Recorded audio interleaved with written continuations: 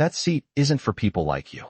The words cracked across the quiet first-class cabin like a glass dropped on polished marble, sharp enough that conversation stopped mid-sentence, and the faint hum of the aircraft's air system suddenly felt louder than it should have. The woman who said it, Linda Whitmore, sat confidently in seat 1A with the relaxed posture of someone who had never once been told she was in the wrong place. Her designer handbag rested neatly against the armrest, her sunglasses perched on perfectly styled hair, and her expression carried the calm certainty of someone who believed the world naturally arranged itself around her expectations. Standing beside the seat, holding a boarding pass between two fingers, was Marcus Carter. He didn't raise his voice. He didn't argue. He simply looked down at the seat number again, then back at Linda, as if confirming a small detail that didn't quite make sense. Around them, the first-class cabin of Orion Air Flight 247 stretched in quiet luxury, wide leather seats, soft overhead lighting, and passengers settling in for the 3-hour flight from Chicago to San Diego. A businessman across the aisle paused while placing his laptop in the seat pocket. A mother a few rows back gently hushed her child, and two passengers near the front slowly lifted their phones, sensing the beginning of something they didn't yet understand. Marcus Carter stood about 6 feet tall, dressed simply in dark jeans, white sneakers, and a plain black jacket that gave no hint of wealth or status. There was no gold watch, no luxury luggage, no visible sign that he belonged in the front of the plane except the boarding pass in his hand that clearly read Seat 1A. But appearances can be powerful things in the wrong hands. Linda Whitmore barely glanced at the pass when Marcus held it forward. Instead, she leaned back deeper into the leather seat, as if the conversation had already ended. "First class is full," she said with a dismissive wave of her hand toward the aisle. "You probably want economy. It's back there." A few quiet chuckles rippled from somewhere behind them, the kind of uncomfortable laughter that spreads when people aren't sure whether they're watching a misunderstanding or something far worse. Marcus remained perfectly still, studying the seat number on the armrest, then the number printed on his. "Pass again." His voice when he finally spoke was calm, almost thoughtful. "This is Seat 1A. Linda sighed as if she had just been asked to explain something obvious to a stranger who refused to listen. "Look," she said, lowering her sunglasses just enough to meet his eyes. "I don't know what kind of mix-up you think happened, but this seat was reassigned. The crew already cleared it." The flight attendant nearby, Nicole Harris, glanced over from the galley and began walking toward them with the cautious expression of someone stepping into a situation that might turn awkward very quickly. But Marcus didn't move. He simply stood there in the aisle beside the seat that carried his number, the calm in his posture so steady it felt almost deliberate, like a man waiting for the room itself to reveal what it was about to become. Flight attendant Nicole Harris stopped beside the seat and forced a professional smile that did not quite reach her eyes as she glanced first at Linda Whitmore and then at Marcus Carter standing calmly in the aisle. She had worked long enough in aviation to recognize tension the moment it entered a cabin, and this moment carried the quiet electricity of something that could turn uncomfortable very quickly. "Good afternoon," she said in a measured voice while extending her hand toward the boarding pass Marcus still held. "Let me take a look, and we will clear this up." Marcus handed the pass to her without hesitation. His movements were slow and deliberate, the kind of patience that suggested he had nothing to prove and no need to rush.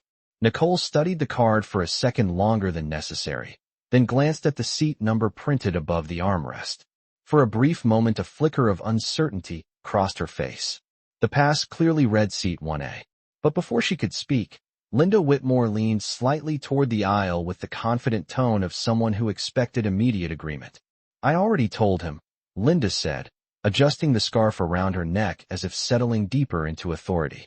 "The seat was reassigned. The system must not have updated yet." Nicole hesitated, the kind of pause that lasted less than 2 seconds, but somehow felt longer to everyone watching. The flight attendant looked again at Marcus, taking in the plain jacket, the sneakers, the absence of the signals. People often associate with first-class travelers.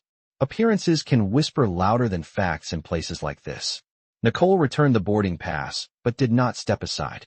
Instead, she gestured politely toward the aisle behind them. "Sir, there might have been a last-minute adjustment," she said carefully. "If you would just step back for a moment, I can check the seating log." Marcus did not argue. He did not move either. He simply looked at the seat again, and then back at Nicole, his voice calm enough that the nearby passengers leaned slightly closer just to hear it. The boarding pass was scanned at the gate, he said. It showed green. Nicole shifted her weight, clearly uncomfortable with how many people were now paying attention. A young man 2 rows back lifted his phone slightly higher, pretending to check messages while the camera quietly recorded. Across the aisle, the businessman who had paused earlier leaned back in his seat, watching the exchange unfold with growing curiosity. Linda let out a short laugh that carried the easy confidence of someone convinced the situation was already decided. People try this all the time, she said loudly enough for several rows to hear. They wander up here hoping the crew will not notice. Nicole gave a small nod that felt more like agreement than investigation. Sir, she continued, her tone firmer now, I am going to need you to step aside so we can finish boarding. The aisle had begun to fill behind Marcus with passengers waiting to reach their seats, yet he remained exactly where he stood, not blocking the path, but not surrendering it either. His posture never changed. He looked at Nicole with the same steady calm that had not shifted since the moment the confrontation began. I will wait right here, he said quietly. The simplicity of the sentence seemed to unsettle the balance of the cabin more than an argument would have. Linda crossed her legs and leaned back as if the scene had already ended in her favor. But the quiet man in the aisle did not look like someone who had lost anything. He looked like someone who was still measuring the room.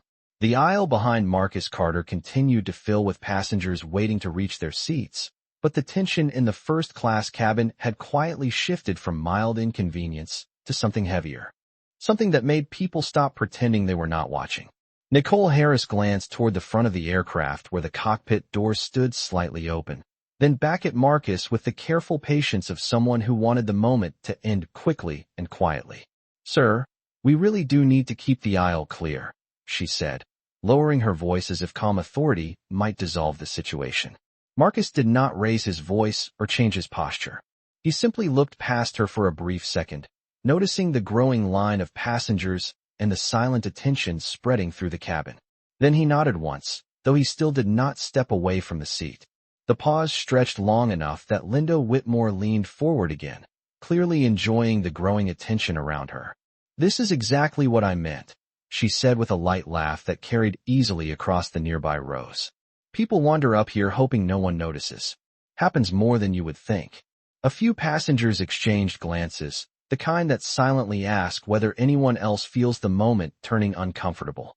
2 rows back, a young woman in a gray sweatshirt angled her phone slightly toward the aisle, the screen glowing faintly as it recorded. Nicole noticed the phones now appearing in several hands and shifted her tone again, more firm this time. Sir, if you will please step toward the galley, I will confirm your seat assignment. Marcus looked at the boarding pass still resting in his hand, then back at the number printed above the armrest of the seat where Linda sat comfortably. His voice remained steady and quiet. The assignment has already been confirmed. Nicole opened her mouth to respond, but stopped when a deeper voice spoke from behind her. Is there a problem up here? Captain Daniel Pierce had stepped out from the cockpit, tall and composed in his Navy uniform, the silver stripes on his shoulders catching the soft cabin lighting. His presence immediately drew the attention of the entire front section of the plane. Nicole exhaled slightly in relief and turned toward him. Just a seating mix-up, she explained. This passenger believes he is seat 1 Alpha. Captain Pierce glanced at Marcus for a moment, then at Linda Whitmore sitting comfortably in the same seat. Linda met his gaze with the relaxed confidence of someone certain the outcome was already settled. Captain, she said with an easy smile. The crew already explained the situation. This gentleman must have misread his ticket. The captain extended his hand toward Marcus without any visible tension. Let me see the boarding pass. Marcus handed it over. Captain Pierce examined it briefly, his expression unreadable, then looked toward Nicole. The number was clear. Seat 1 Alpha. For a moment the captain seemed to consider something, but the decision forming behind his eyes did not take long. He handed the pass back to Marcus and spoke in a voice calm enough that every nearby passenger could hear it. Sir, we will sort this out shortly, but we do need you to step aside so we can complete boarding. Linda leaned back with quiet satisfaction, adjusting the sleeve of her coat as if the matter had already been resolved in her favor. Marcus accepted the pass and looked once more at the seat, then at the captain. His expression did not change, but something about the stillness in his eyes made the moment feel unfinished, like the calm pause before a larger truth decides to reveal itself. The cabin had grown quieter than a normal boarding ever should be, the kind of silence that happens when dozens of strangers suddenly realize they are witnessing something that will not end as simply as it began. Marcus Carter remained standing beside seat 1 Alpha, his boarding pass still resting calmly in his hand, as if it were nothing more than a receipt from a coffee shop, rather than the center of an argument, now holding the attention of nearly everyone in the front section of the aircraft. Captain Daniel Pierce watched him for a moment, measuring the situation with the practiced authority of someone used to resolving problems quickly, but Marcus did not look like a passenger trying to win an argument. He looked like a man waiting for something to reveal itself. Nicole Harris shifted slightly beside the captain, aware that the eyes of the cabin were now moving between the three of them like spectators at a quiet tennis match. Behind Marcus, the line of passengers had finally stopped moving entirely, some pretending to adjust luggage in the overhead bins, while others simply watched without pretending at all. Linda Whitmore exhaled dramatically from seat 1 Alpha, as if the entire moment had become an inconvenience to her. Afternoon travel plans. Captain, she said with a thin smile. We are delaying the entire plane over something that is already obvious.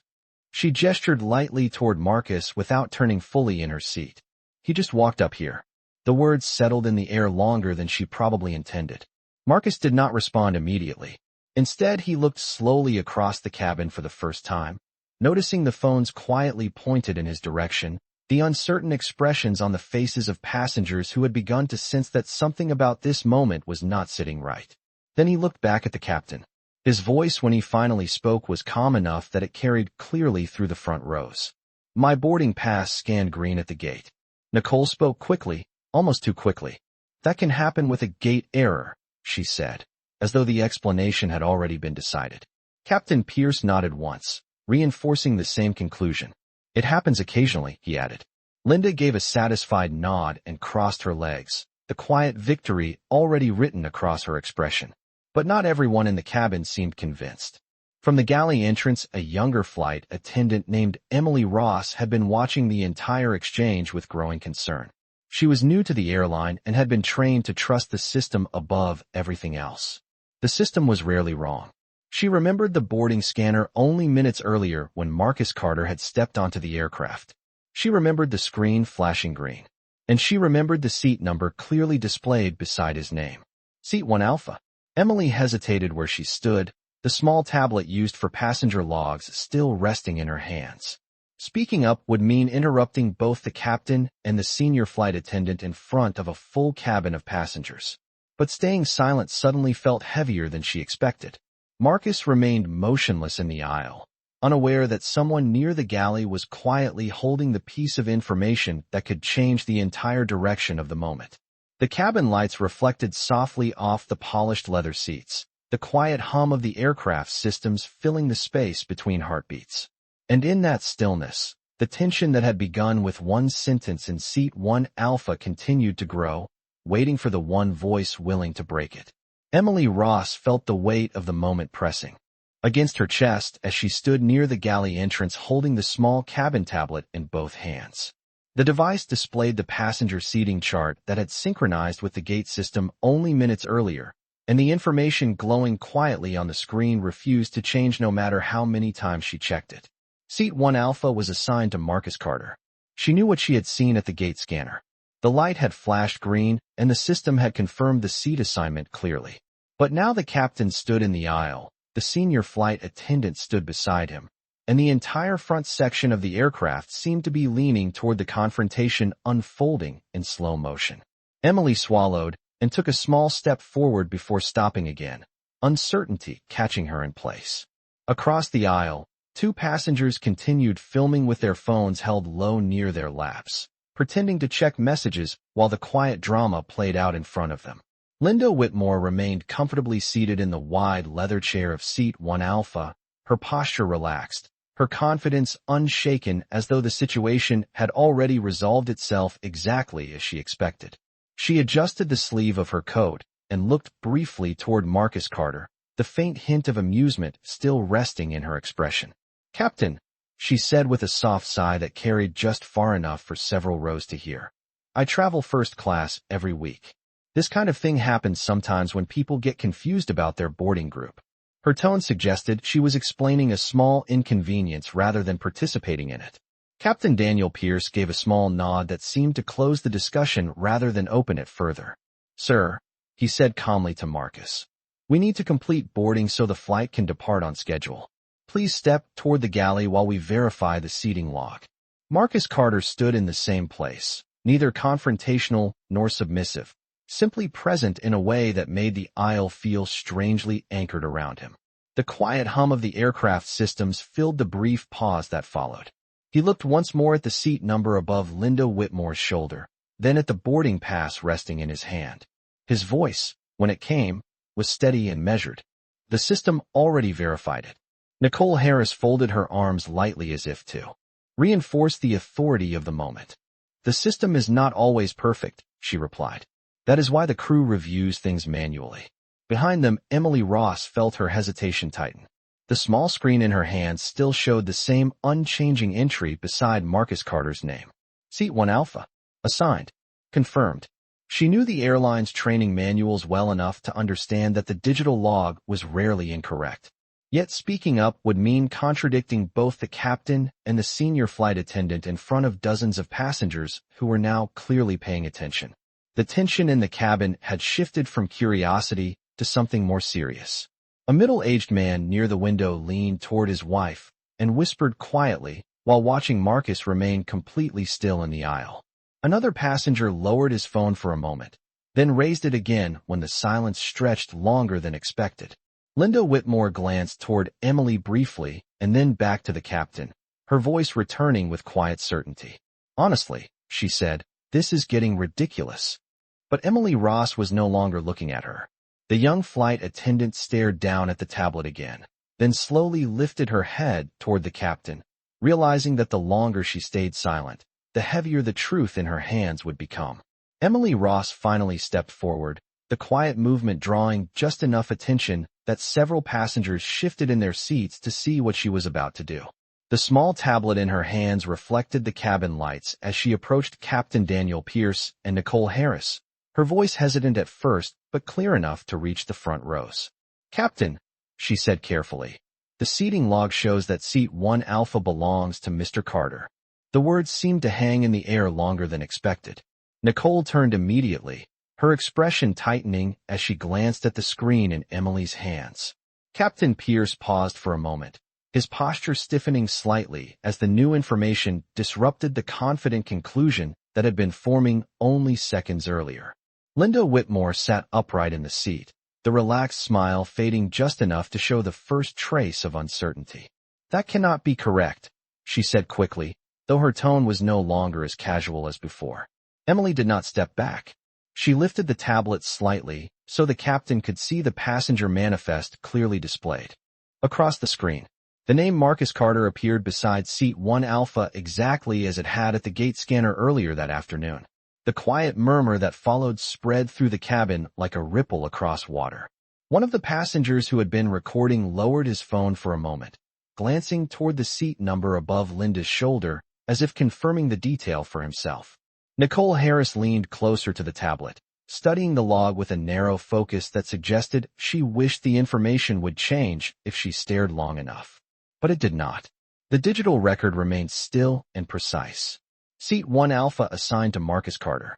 Captain Pierce exhaled slowly, his eyes shifting from the screen to Marcus standing calmly in the aisle.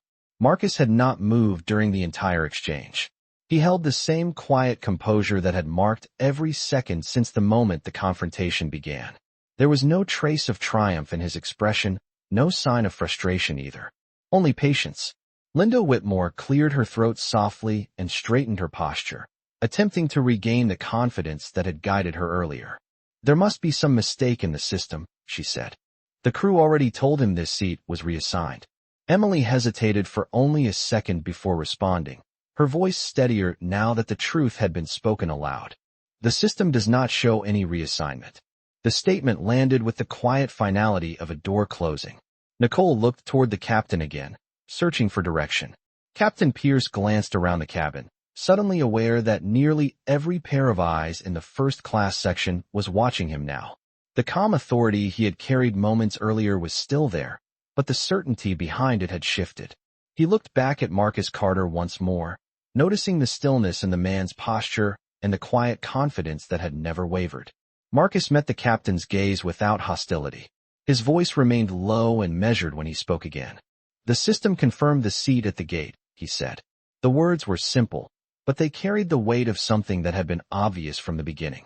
Around them the cabin fell completely silent, the earlier murmurs fading into the soft mechanical hum of the aircraft waiting at the gate. In that silence the truth was no longer hidden behind assumptions or hurried decisions. It was sitting plainly in front of everyone, printed on a digital screen and reflected in the calm patience of the man who had never once raised his voice. The silence that followed Emily Ross's words felt heavier than anything that had come before it. The small tablet in her hands continued to display the same unchanging line of information, and now every person in the first-class cabin seemed to understand exactly what that line meant. Captain Daniel Pierce looked at the screen for another long second, then slowly lifted his eyes toward Marcus Carter, standing calmly in the aisle. The confident rhythm of authority he had carried earlier was no longer quite the same. It had been replaced by something more cautious, the careful awareness that a decision made too quickly can sometimes expose something deeper than a simple seating mistake. Nicole Harris shifted beside him, clearly uncomfortable now that the system had contradicted the assumption she had defended only moments earlier. She glanced toward Linda Whitmore, as if hoping the situation might somehow correct itself if the passenger simply chose to stand up and move. But Linda remained seated, her posture noticeably stiffer than before. The relaxed confidence she had shown earlier had begun to thin, replaced by the quiet tension of someone realizing the ground beneath them might not be as steady as it first appeared. "Well," she said after a moment, attempting to recover the authority in her voice, "the system is not always accurate. I have seen airline systems glitch before." The explanation sounded weaker now that it had to compete with the clear digital record glowing in Emily's hands. A few passengers exchanged quiet looks. The young woman who had been recording earlier slowly lowered her phone and then lifted it again, realizing that whatever was unfolding in this aisle had become far more serious than a simple misunderstanding. Captain Pierce finally spoke again, his tone slower than before. "Miss Whitmore," he said carefully, "the seating manifest does show this seat assigned to Mr. Carter." The words were respectful, but they carried the unmistakable shift of a conclusion beginning to turn. Linda's smile tightened. "That cannot be right," she replied. "The crew already confirmed it." Nicole looked down briefly, clearly aware that the confirmation she had given earlier now stood directly against the evidence in the tablet. Emily Ross remained still, holding the device with quiet determination.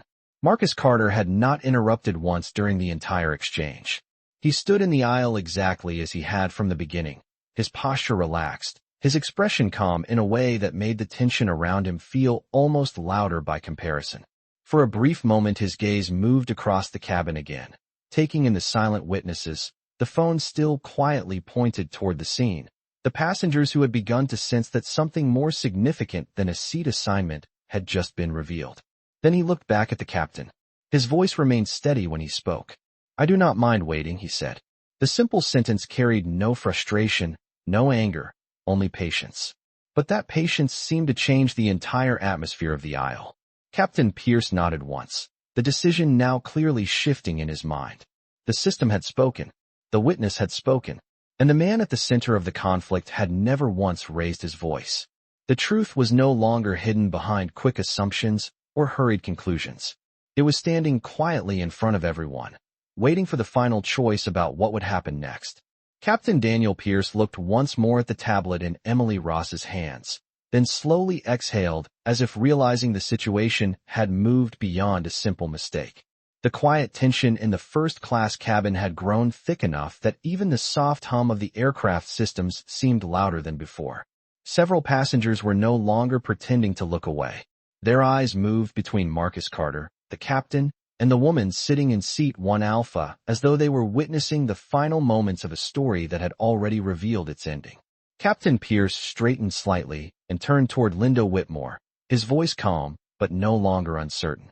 "Miss Whitmore, the system clearly shows that this seat is assigned to Mr. Carter." The words settled heavily into the silence. Linda blinked once, clearly caught between disbelief and frustration. "That cannot be right," she insisted, though the confidence in her voice had faded. "The crew already told him this seat was reassigned." Nicole Harris shifted beside the captain again, her earlier certainty now replaced with visible discomfort. Emily Ross held the tablet steady, the passenger manifest still glowing with the same unchanging truth. Seat 1 Alpha assigned to Marcus Carter. Around them, the quiet murmur of the cabin began to rise again as passengers whispered softly to one another. A man near the aisle leaned slightly forward, clearly interested in how the moment would resolve. The young woman who had been recording earlier raised her phone again, sensing that something important was about to happen. Marcus Carter remained exactly where he had been since the beginning, standing calmly in the aisle with the boarding pass resting between his fingers. He looked at the seat number above Linda Whitmore's shoulder for a brief moment, then back at the captain. His expression was not angry. It was thoughtful, almost reflective, as if the entire exchange had reminded him of something older than this single flight.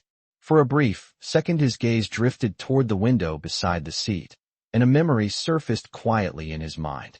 Years earlier, when he was still a young man building his first company, he had been turned away from a first-class lounge at another airport because the attendant at the desk assumed he was in the wrong place. The same phrase had followed him then. "You do not belong here." He had not argued that day either. He had simply remembered the moment and kept building until the world eventually learned his name. Now the same assumption stood in front of him again, only this time the room was different. Marcus lifted his eyes back toward Captain Pierce and spoke quietly. "The seat is not the important part," he said. The sentence caught the captain's attention immediately. Marcus reached slowly into the inside pocket of his jacket and removed a slim black wallet. From it, he pulled a small card and held it toward the captain. Captain Pierce accepted it automatically, expecting perhaps another identification card or loyalty membership. But when his eyes settled on the name printed across the matte black surface, the color in his expression changed almost instantly. The words on the card were simple and unmistakable. Marcus Carter, Chief Executive Officer, Orion Air Holdings, the parent company that owned the airline standing at the gate around them. For a moment Captain Pierce did not speak. The realization moved across his face slowly but unmistakably, like a door opening to a room he had not known he had just stepped into. Around them the cabin remained silent, unaware that the quiet man who had stood patiently in the aisle since the beginning was not simply another passenger waiting for his seat. Captain Daniel Pierce stared at the card in his hand for a moment longer than anyone expected, the quiet authority that had once filled his posture now replaced by something far more careful. The matte black card looked simple, almost understated, yet the words printed across it carried a weight that instantly changed the atmosphere of the entire cabin. Marcus Carter, Chief Executive Officer, Orion Air Holdings, the same company whose logo was printed across the fuselage outside the window. Captain Pierce slowly lifted his eyes toward the man standing calmly in the aisle, and the shift in his expression was unmistakable. Nicole Harris noticed it immediately. Her gaze moved from the captain to the card, and then to Marcus Carter, and the color in her face faded slightly as the realization began to settle in. Emily Ross still held the tablet with the passenger manifest, but now the digital seat assignment was no longer the most important piece of information in the cabin. A quiet ripple moved through the front rows as passengers sensed the sudden change in the air. The young woman who had been recording leaned slightly forward, watching the captain closely as if trying to read the answer before it was spoken aloud. Linda Whitmore remained seated in seat 1 Alpha, her posture stiff now, the earlier confidence drained from her expression. She had noticed the shift as well. Captain Pierce returned the card to Marcus with both hands, the motion slower and far more respectful than before. His voice, when he spoke, carried a tone that had completely changed from the earlier certainty of command. "Mr. Carter," he said carefully. The name alone seemed to move through the cabin like a quiet signal. Marcus Carter accepted the card and slipped it calmly back into his jacket pocket. The passengers closest to the aisle exchanged glances, sensing that the man who had waited so patiently in the aisle was no longer just another traveler asking for his assigned seat. Nicole Harris straightened beside the captain, clearly unsure what to say now that the situation had revealed itself fully. Emily Ross remained silent, though the relief in her eyes was unmistakable. Captain Pierce cleared his throat slightly and addressed the cabin with the same calm professionalism that pilots are trained to maintain even when the ground beneath them shifts unexpectedly. "Ladies and gentlemen," he said, "we will be pausing boarding for a moment while we address a matter regarding our seating procedures." The announcement was measured, but everyone understood that something far more significant had just occurred. Marcus Carter looked briefly toward the window beside seat 1 Alpha and then back at the captain. His voice remained quiet, the same steady tone that had carried through every moment of the confrontation. "The seat is not the issue," he said. Captain Pierce nodded once, already understanding the deeper meaning behind the words. Marcus continued, his calm gaze moving briefly across the cabin before returning to the captain. "Respect is the issue." The statement hung in the air longer than any raised voice could have. A few passengers lowered their phones slowly, realizing they had just witnessed something far more powerful than a simple argument over a seat. Linda Whitmore finally rose from the chair, her earlier certainty replaced with silence. Nicole stepped aside to clear the aisle, and the captain gave a small respectful gesture toward the seat. Marcus Carter did not rush to sit down. Instead, he paused for a moment, looking around the quiet cabin before speaking one final time, his voice calm but unmistakably firm. "You did not delay this flight because of a seat," he said. "You delayed it because you assumed the wrong person did not belong here." The words settled through the first-class cabin like a quiet verdict, and for the first time since boarding began, no one had anything left to argue.